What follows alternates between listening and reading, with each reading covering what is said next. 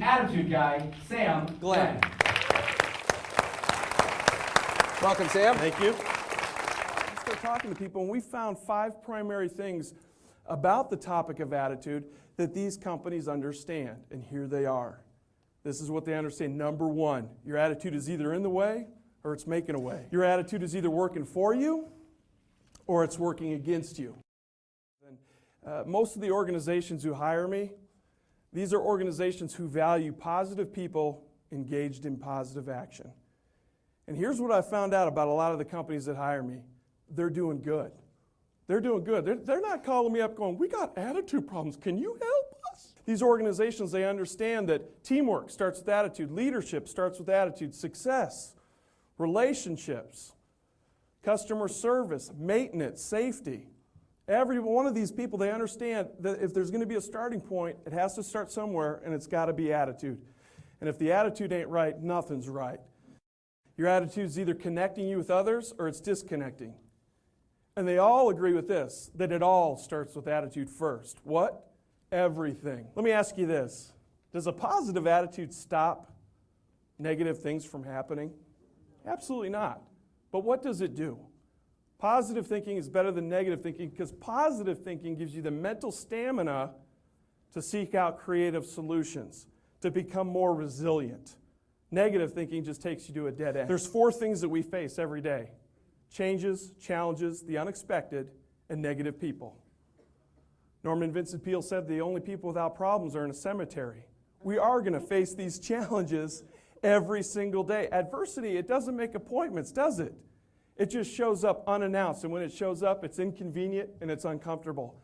And that's why we have to work to maintain the right attitude. You ever just get that negative attitude and all of a sudden everything starts going wrong? That's the thing about attitude. It's like a magnet.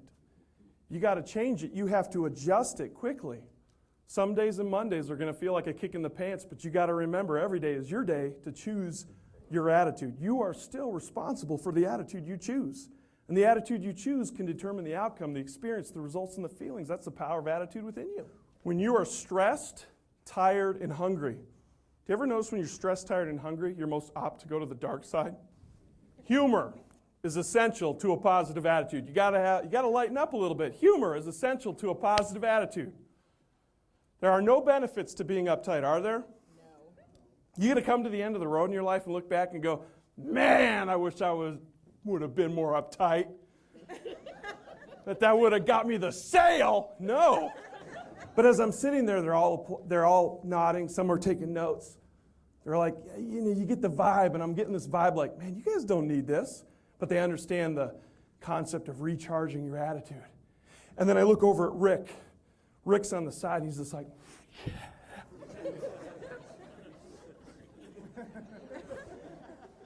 And when you're ADD, I'm just like, this is a problem.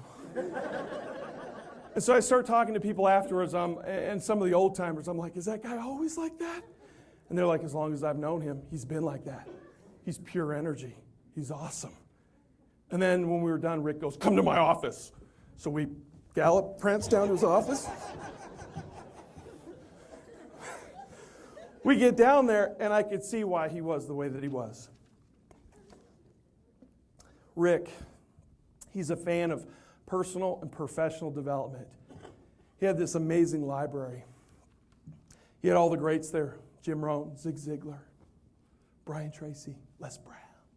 He had all their books. I was just like, this is awesome. He goes, anybody here can check these books out. He goes, they can keep them, they can give them to their kids. And then he said something really interesting. I could tell he was a fan of these guys because he was using their language.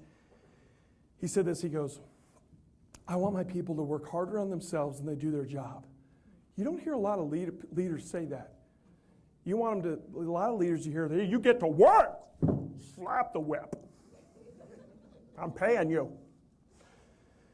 But he says, if they work harder on themselves, he says, when they become great at who they are, they become awesome at what they do.